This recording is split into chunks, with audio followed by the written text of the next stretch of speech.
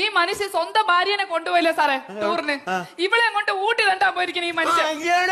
ഇപ്പൊ ഊട്ടി പോയതാണ് നമുക്ക് ഇത്ര വലിയ കുഴപ്പമായത്.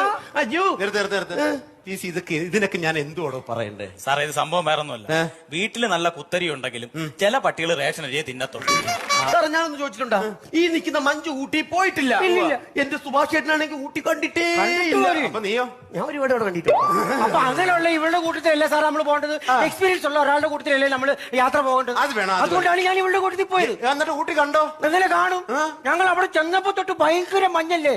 അങ്ങനെ ഞങ്ങൾ ഒരു 6-7 ദിവസം, 9 ദിവസം ഞങ്ങൾ റൂമിൽ തന്നെ ഇരുന്നു.